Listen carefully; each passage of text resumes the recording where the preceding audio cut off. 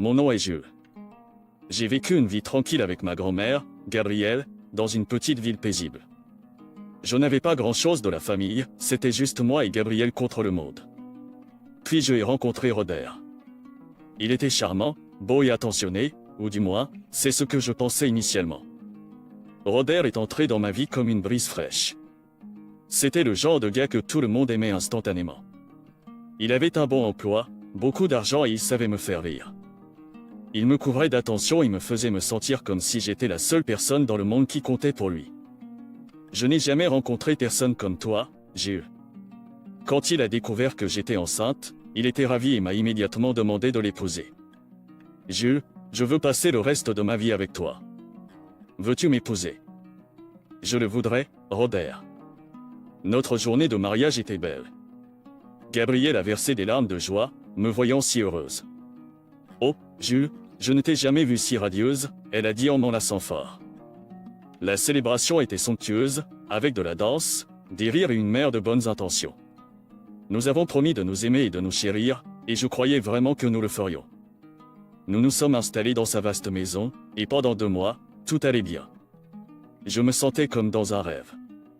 Robert était attentif et aimant, et j'étais enthousiasmé par la nouvelle vie qui grandissait en moi. J'ai hâte de rencontrer notre petit Juan. Mais lentement, ce rêve a commencé à s'estomper. Roder a commencé à rentrer tard et ne rentrait parfois pas du tout. Il me semblait qu'il s'éloignait, et je ne pouvais pas comprendre pourquoi. Voici comment commence mon histoire. Une histoire d'amour qui s'est transformée en douleur. Un rêve qui s'est transformé en cauchemar. Mais c'est aussi une histoire d'espoir et de force que l'on peut trouver dans les moments les plus sombres. Et je suis ici pour le dire, dans mes propres mots, juste comme ça s'est passé. Au début, la vie avec Roder semblait parfaite. Mais après quelques mois, j'ai commencé à remarquer de petits changements. Il rentrait tard, rentrait à des heures impaires et ne rentrait parfois pas. Dieto. Un jour, quand il est rentré tard, j'ai décidé de lui demander. « Roder, tout va bien? Vous rentrez à la maison si tard ces derniers temps. » « Oh, Jules, c'est juste le travail. Nous avons ce nouveau projet, et ça prend tout mon temps. » « Juste un appel de travail, répondait-il sèchement, mettant fin à la conversation avant même qu'elle ne puisse commencer. La tension montait, et je le sentais. J'ai essayé de lui parler, essayé de comprendre ce qui se passait. « Roder, nous ne parlons plus jamais. Qu'est-ce qui se passe entre nous? » « Rien, Jules. »« Pourquoi doit-il toujours en faire tout un plat ?» il a crié. J'étais blessée, perdue et confuse. Ce n'était pas l'homme que j'avais épousé, l'homme qui m'avait promis de m'aimer et de me chérir. Il était distant, irritable et secret. Mais chaque fois que j'essayais de l'affronter, il s'énervait. Puis, comme par horloge, il apportait des fleurs et s'excusait. « Je suis tellement désolé, Jules. Je ne voulais pas élever la voix. C'est juste le stress du travail. » Et je me suis retrouvé à ramasser les morceaux de mon cœur brisé, me demandant si je serais jamais capable de faire confiance et d'aimer à nouveau. Le masque a été enlevé, révélant une réalité douloureuse à laquelle je ne m'attendais pas. Mon voyage a pris un tour douloureux, et j'ai dû trouver la force de l'affronter et de continuer. À la suite de ma découverte, l'atmosphère à la maison est devenue tendue et insupportable. Nous ne parlions presque pas, et quand nous le faisions, cela se terminait par une querelle. J'étais dans un état constant d'angoisse, de chagrin. Pourquoi ne peux-tu pas simplement t'occuper de tes affaires, Jules? Pourquoi dois-tu être si curieuse? Comment notre mariage peut-il être mes affaires, Roder? Tu m'as menti, tu m'as trahi. Dans un accès soudain de colère, Robert a frappé, son poing heurtant mon ventre. Une douleur a traversé mon corps, et je suis tombé à terre, à bout de souffle. La pièce a tourné autour de moi alors que je tenais mon ventre. La peur et la douleur se mélangent dans un horrible mélange. Roder, se rendant compte soudain de ce qu'il avait fait, a appelé une ambulance, concoctant une histoire sur la façon dont j'étais tombé dans les escaliers. Les ambulanciers m'ont emmené à l'hôpital, leur visage marqué par la préoccupation. Je suis très désolée, Jules, mais vous avez perdu le bébé. La douleur était insoutenable, un mélange d'agonie physique et d'une perte profonde et écrasante de l'âme. Je ne peux pas croire que cela se produise, j'ai chuchoté, des larmes coulant librement. J'ai tout perdu. Une semaine plus tard, j'ai été libéré de l'hôpital, une coquille de mon mois précédent. Robert était là, des fleurs à la main, souriant comme si rien ne s'était passé. Prêt, à rentrer à la maison, Jules, a-t-il demandé, comme s'il n'avait pas détruit nos vies. Je ne vais nulle part avec toi, ai-je répondu froidement, me détournant de lui. Je suis retourné chez ma belle, laissant Robert et la douleur qu'il avait causée derrière moi. Ce chapitre de ma vie a été une perte profonde et douloureuse, une obscurité que je n'aurais jamais pensé avoir à affronter. Mais c'était aussi le catalyseur du changement, le coup de pouce dont j'avais besoin pour me libérer de la relation toxique dans laquelle je me trouvais et recommencer. Quitter Robert a été une décision difficile, mais je savais que c'était la bonne. Je suis retourné chez ma grand-mère Gabrielle, un endroit d'amour et de réconfort. La maison de Gabrielle était petite et accueillante, remplie de souvenirs de mon enfance, un contraste frappant avec la maison luxueuse et creuse que je partageais avec Robert. Oh, mon chéri, je suis si désolée de ce que tu as traversé, a-t-elle dit, m'enveloppant dans un câlin chaleureux. Tu es en sécurité ici. Je ne sais pas ce que je ferais sans toi, grand-mère, ai-je répondu, les larmes aux yeux. Je me sens tellement perdu. Nous passerons au travers de cette épreuve ensemble, chérie, a assuré ma belle en me tenant la main. Un jour à la fois. J'ai commencé à reconstruire ma vie, lentement et douloureusement. Le foyer rempli de sécurité et d'affection de ma belle a constitué le terreau nourricier dont j'avais besoin pour reformer mes racines. J'ai commencé à guérir, à apprendre à vivre de nouveau, loin des ombres de la trahison et de la violence. Robert a tenté de me contacter plusieurs fois, en m'envoyant des fleurs, des lettres remplies de plates excuses et de promesses de changement. Robert a supplié en me téléphonant un jour, Jules, s'il te plaît, parlons de ça. Je peux changer, je te le promets. J'ai répondu fermement, je ne veux pas de tes excuses, Robert. Tu as causé suffisamment de douleur. Je veux que tu me laisses tranquille. J'ai coupé tous les liens avec lui, me concentrant sur ma guérison et mon avenir. Ma belle a été mon roc, me soutenant à chaque étape, me rappelant ma valeur et ma force. Le retour à mes racines, dans les bras aimants de ma grand-mère, a constitué le baume dont mon âme blessée avait besoin. C'était un voyage de redécouverte, d'apprentissage pour aimer. Faire confiance de nouveau, et j'étais déterminé à en ressortir plus fort et plus sage.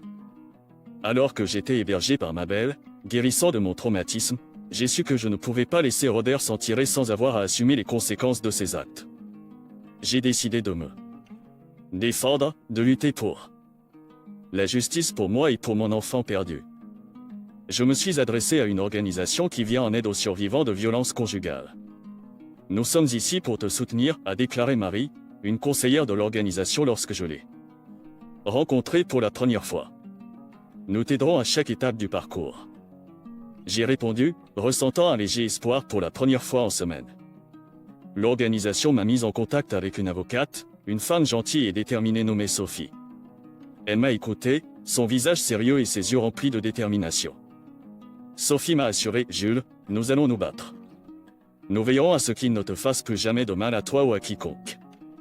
J'ai admis, je suis effrayé, Sophie. Il est puissant et a beaucoup de relations. Sophie a répondu avec confiance, nous avons la vérité de notre côté, et je te promets que je ferai tout ce qui est en mon pouvoir pour te protéger.